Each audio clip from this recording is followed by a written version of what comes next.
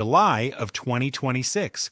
The Madrid interview reveals the Alex Eala nobody outside her camp had fully understood until she opened her mouth. Here is the quiet expectation Eala walked into that afternoon, a Filipina on European clay, a country whose sporting identity has been built on basketball and boxing for generations, a tour where the Spanish-speaking media based in Madrid and Barcelona and across Latin America had largely ignored Southeast Asian tennis for decades. The polite assumption in that stadium was simple: thank the crowd in English, wave, exit. Then something else happened. Eala looked out at the Caja Magica, smiled, and switched languages. And on the exact same day, on the exact same tournament grounds, the reigning Wimbledon champion at the time, world number 4 Iga Swiatek, tried her own Spanish interview and tapped out after ordering 2 sandwiches. "Okay, that's all I know, so let's please switch to English," Swiatek admitted, according to the WTA's own reporting. 2 players, same city, same language, wildly different fluency. The world had never had to reckon with a Filipina who could beat you in English on Wednesday and charm you in Spanish on the same night. That reckoning started in Madrid. Start with the tennis, because Eala earned the microphone before she reached for it. Her first-round opponent that day was Anastasia Pavlyuchenkova, a former Wimbledon quarterfinalist, a Grand Slam finalist, a Russian veteran with more tour miles than most players will ever accumulate.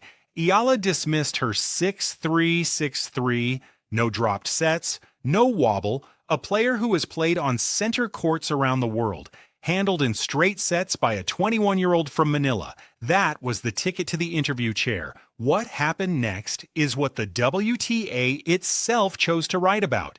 In its official recap, the tour ran a piece titled Swiatek, Eala flex their Spanish skills after Madrid wins. Read that framing carefully. The WTA, the governing body of women's tennis, all publicly measured a Filipina's Spanish against a Polish world number 4's Spanish in Spain, and implicitly ranked Eala above her. When Steve Johnson once said Eala was the biggest draw in women's tennis, some dismissed it. When the WTA writes an article positioning her linguistic ease above a top 4 European stars, the sport is no longer whispering, it is documenting. Now the moment itself. Mid-interview, Eala pivoted from English into Spanish and told the Madrid crowd, Sí, cada vez que vengo aquí siento muy cómoda, siento en casa. "Cada vez que vengo aquí me siento como en casa. Every time I come here, I feel at home." She spoke about coming back and forth to Spain for 8 years, about every match being its own battle, about her gratitude. She was not reciting a rehearsed line. She was having a conversation. And then came the sentence that, according to reports from interaction on the ground, drew the loudest cheer of the entire interview.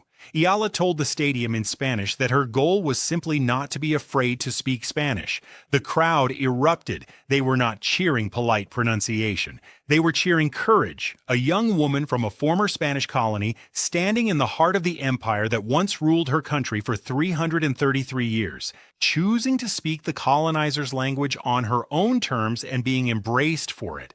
That is when the clip escaped tennis. Threads user at MackeyCan.play posted it. Within a day, it had jumped to X, TikTok, Facebook, and every Filipino comment section on the internet. One reply captured what millions felt.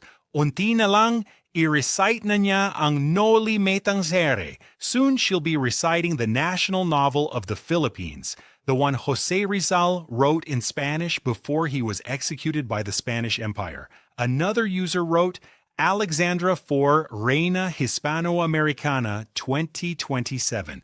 A third simply said, "Grabe galing mag-Spanish, bravo." For anyone who has followed this channel, for anyone who watched her Miami run, her clay swing, her Wimbledon takedown of Swiatek, and said this player is different. Madrid was the receipt. You were not projecting. You were reading her correctly. The rest of the tennis world is still catching up to what you have been telling your group chats for a year, because the deeper current here has nothing to do with tennis at all. Spanish was the official language of the Philippines for over 3 centuries. It lost its official status in 1987. The vast majority of modern Filipinos cannot speak it. When Eala speaks Spanish fluently on a global stage, she is not learning a foreign language. She is reclaiming an inheritance her country was cut off from, and doing it with a head racket in her hand and a Nadal Academy pedigree behind her.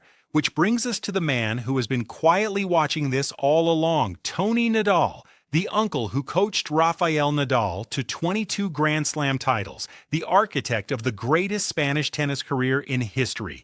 A man who has seen every generation of Spanish-speaking talent pass through Manacor for the last 4 decades. He has been personally involved in Eala's development since she arrived at the Rafa Nadal Academy at age 13.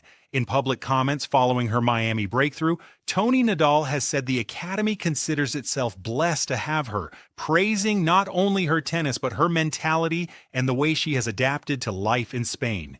He was not talking about a foreign student getting by, he was talking about a Filipina who made his country a second home, the same phrase, in essence, that Eala used into the Madrid microphone.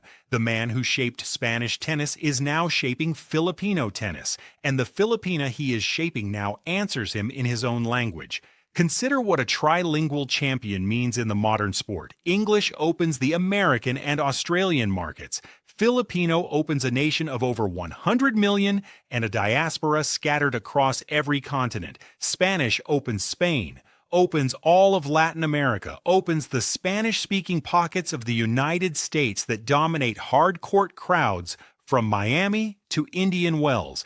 Eala is not one athlete. She is 3 commercial ceilings stacked into a single player, and Madrid was the moment the sponsors doing the math finally had to show their work. The next test comes fast. On July 27th, Eala opens her Mubadala City DC Open campaign in Washington against Zheng Qinwen, a top 10 opponent, a hard-court heavyweight. From there, the calendar bends toward the Canadian Open Cincinnati and the U.S. Open. This is the swing where a career-high number 28 could push into the teens. The rankings have not caught up to what the crowd sizes and the viral clips have been screaming for 6 months. None of this erases what happened 3 weeks ago at Wimbledon. She had just beaten the defending champion. She was 1 match from a Grand Slam quarterfinal. Then Paolini took the 3rd set 6-3 and the run ended. Eala has said very little publicly since. What she has done speaks louder. She went back to training, kept her mouth closed, and put her name in the Washington main draw against a top 10 player 21 days later. No shrinking, no excuses. The next court, the next language, the next fight. 3 weeks ago, Swiatek on grass. In Madrid, Swiatek in Spanish, a Threads joke about Rizal's Noli Me Tangere.